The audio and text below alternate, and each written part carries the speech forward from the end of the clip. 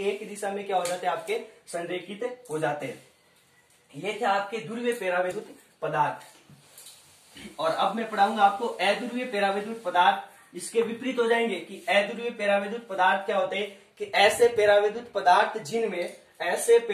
पदार्थ जिनमें कि जिनके अणु में धनायन विऋणायन एक ही बिंदु पर उपस्थित होते हैं। क्या होते हैं, जैसे O2 है, अब O2 एक रहेगा ना, O2 ए रहेगा, तो ऐसे परावैद्युत पदार्थ जिनके अणु में धनायन विऋणायन एक ही बिंदु पर उपस्थित होते हैं अध्रुवीय परावैद्युत पदार्थ कहलाते हैं। जैसे आपके ये हो गया प्लस माइनस एक बिंदु पर लेना ना आपको, ये कोई परावैद्युत पदार्थ है, plus minus plus minus plus minus plus minus plus minus plus minus.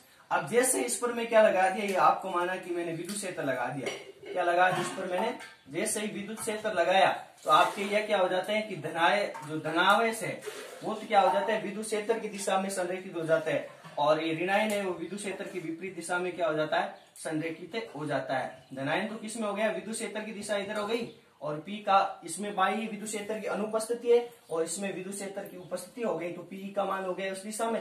क्योंकि आपको पता है कि ये क्या हो जाता है कि धनावेश है वो तो विद्युत क्षेत्र की दिशा में हो जाता है, और ऋणावेश क्या हो जाता है, विद्युत क्षेत्र की विपरीत दिशा, और इस दिशा में P का मान, P मतलब विद्युत आघूर्ण का मान 0 नहीं होता है। आ गया परावैद्युत पदार्थ के बारे में समझ में। अब आपको अब आएगी पाठ की हेडिंग की विद्युत धारिता क्या होती है, क्या कि विद्युत धारिता इलेक्ट्रिक कैपेसिटेंस क्या होती है। देखो कि विद्युत धारिता इलेक्ट्रिक कैपेसिटेंस ये क्या होती है कि मान लिया मेरे पास ये कोई वस्तु है, ऐसे में कोई वस्तु मान रहा हूं, अनावेशित वस्तु जिस पर कोई आवेश नहीं दिया गया है, कि जब मैं इस वस्तु को आवेश दूंगा, मैंने मान लिया इसको मैंने क्या दिया, एक आवेश दिया, प्लस आवेश दिया, तो इस प्लस आवेश के कारण अभी तक कोई कार्य नहीं हो, क्योंकि दूसरा आवेश नहीं है तो कोई कार्य नहीं करेगा, सिर्फ एक ही आवेश दे रहा हूं। जब ये आवेश ये वस्तु ग्रहण कर लिया, मान लिया इस वस्तु ने इस आवेश को क्या कर लिया, अपने पास में बिठा लिया, और जब इस वस्तु को मैं दूसरा आवेश दे रहा हूं, ये दूसरा आवेश मैंने और दिया, तो प्रथम आवेश और दूसरे आवेश के मध्य क्या होगा, कुछ ना कुछ बल लगेगा, विस्थापन होगा, और विस्थापन होगा तो कार्य होगा नहीं हो। एक आवेश के कारण नहीं होता है, लेकिन दूसरा आवेश में जैसे इसको दूंगा, ये अनावेशित वस्तु है, पहले से अनावेशित है, पहला आवेश दिया तो ये ग्रहण कर लिया, दूसरा और दिया, ग्रहण करके दोनों के मध्य में क्या होगा, कार्य होगा, और कार्य होने के कारण जैसे जैसे मैं इस पर आवेश का मान बढ़ाता जाऊंगा, क्या करूंगा, आवेश का मान बढ़ाता जाऊंगा, तो विभव के मान में भी क्या होती जाएगी, वृद्धि होती जाएगी। किसके मान में, विभव, क्योंकि कार्य में वृद्धि होगी, तो कार्य में वृद्धि होगी तो विभव में भी क्या होगी, अपने आप वृद्धि होती है, क्योंकि किया गया कार्य क्या कहलाता है, विभव में संचित हो जाता है। तो कार्य में वृद्धि, जैसे जैसे आवेश दूंगा तो कार्य में वृद्धि होगी, कार्य में वृद्धि होगी तो विभव में वृद्धि होगी।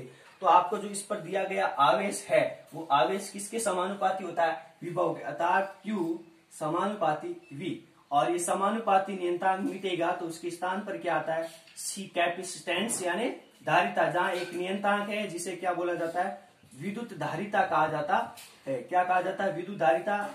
अब यहां से धारिता का सूत्र क्या हो गया, C बराबर Q बटा V। इस चैप्टर में ये सूत्र काम आएगा, इस सूत्र को नाम दे दो श्री गणेश सूत्र, ताकि याद आ जाए आपको, C बराबर Q बटा V। यहां से धारिता का मात्रा क्या हो जाएगा, कुलाम बटे वोल्ट हो गया, क्योंकि आवेश का क्या होता है, आवेश का कुलाम होता है वोल्ट, विभव का क्या होता है वोल्ट। यहां से विमा निकालूंगा, आवेश की क्या होती है A1T1, और वोल्ट की क्या होती है M1L2T-3A-1।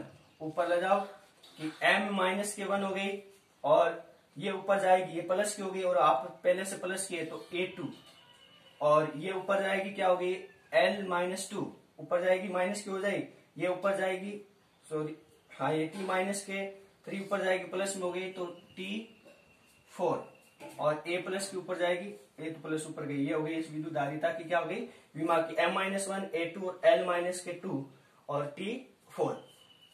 वैसे विद्युत धारिता का एक अन्य मात्रक होता है फेरेड, सबसे बड़ा विद्युत धारिता का सबसे बड़ा मात्रक होता है फेरेड, और फेरेड को किसे प्रदर्शित किया जाता है, आपका F से प्रदर्शित किया जाता है। वैसे विद्युत धारिता का अन्य मात्रक मतलब 1 मिली फेरेड बराबर क्या होता है, 10⁻³ फेरेड होता है।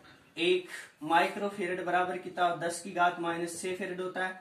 1 नैनो फेरेड बराबर कितना होता है, 10⁻9 फेरेड होता है। 1 पिको फेरेड बराबर कितना होता है 10 की घात -12 फेरेड ये होता है। ये क्या होता है कि विद्युत धारिता के आपके अन्य मात्रक होते हैं। आगे बात समझ में। और यहाँ से भी परिभाषा बता सकते हो कि किसी भी वस्तु को 1 वोल्ट विभव देने पर 1 वोल्ट ने किसी बराबर Q बटा V हो गया कि 1 वोल्ट विभव देने पर उस पर उत्पन्न जो आवेश होगा उस आवेश को ही क्या बोला जाता है विद्युत Q। इसका मान 1 हो जाएगा तो क्या बचेगा कि C बराबर क्या हो जाएगा Q।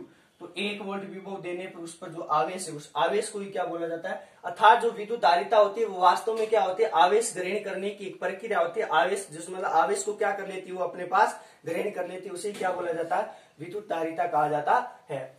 और उसके बाद में आपके अब एक आएगी हेडिंग कि गोलीय चालक की धारिता क्या आएगी कि गोलीय चालक की आपके पास धारिता। ये देखो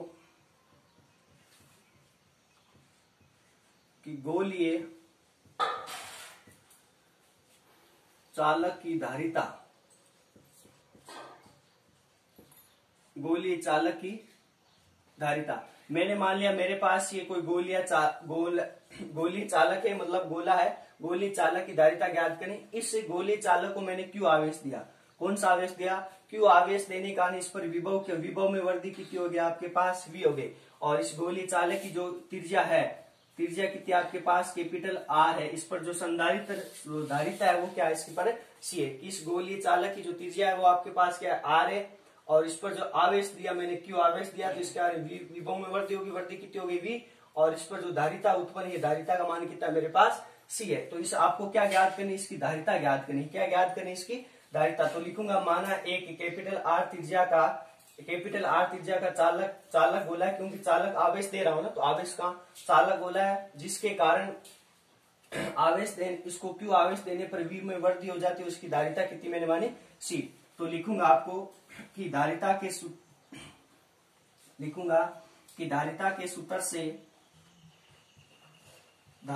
सूत्र से अभी आपने पढ़ा होगा धारिता का सूत्र क्या था C बराबर Q बटा V। इसे मैंने क्या बोला था इसको मैंने कि श्रीगणेश सूत्र। आपको ज्ञात क्या करनी धारिता ज्ञात करनी है तो धारिता का सूत्र तो काम में आएगा ना। तो धारिता Q आपको पास है लेकिन V में कितनी वृद्धि हुई। अब लिखूंगा कि चालक गोले के पृष्ठ विभव चालक गोले का विभव पृष्ठ पर विभव होगा ना।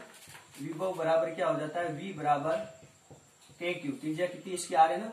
इसको समीकरण क्या दे दिया 2। तो समीकरण 1 से V का मान रखा समीकरण 2 से V का मान समीकरण 1 में रखा। लिखूंगा इक्वेशन 1 व 2 से देखो समीकरण 1 व 2 से आपको धारिता ज्ञात करनी तो C बराबर Q और V का मान रखा मैंने KQ बटा R। अब इसके बट्टा में तो R इसके बट्टा में तो बाहर वाली संख्या को बाहर वाली संख्या से गुणा अंदर वाली संख्या को अंदर वाली तो R into Q upon KQ तो Q से Q आपका क्या हो गया नहीं सॉरी कि C बराबर Q बटा V। ये सूत्र है। इस V का मान रख दिया मैंने KQ बटा R। तो बाहर वाली संख्या को बाहर वाली संख्या से गुणा अंदर वाली संख्या को अंदर वाली संख्या से गुणा। तो आपके क्या हो गया ये हो गया कि Q से Q क्या हो गया आपके पास कैंसिल। तो R बराबर क्या हो गया R बटा क्या हो गया आपके पास K हो गया।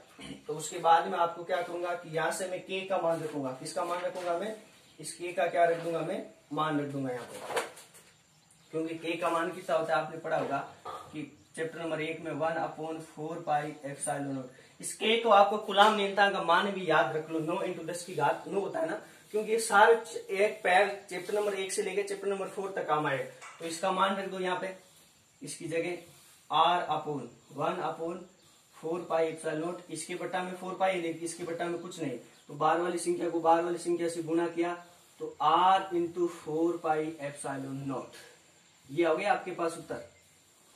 अर्थात इस सूत्र से आपको स्पष्ट हो रही है कि धारिता का जो सूत्र है जो धारिता का मान है वो त्रिज्या पर निर्भर करता है। किस पर दूरी पर निर्भर करता है। और आप वैसे भी इसमें ग्राफ खींचोगे ना कि यदि क्यों क्या था कि Q बराबर CV था ना तो जो आपके विभव और आवेश में आप ग्राफ खींचोगे कि विभव और आवेश में ये आपके हो गया विभव और ये हो गया आपके पास आवेश में ग्राफ खींचोगे तो एक सरल रेखा प्राप्त होती। किस प्रकार रेखा प्राप्त होती है एक सरल रेखा प्राप्त होती है।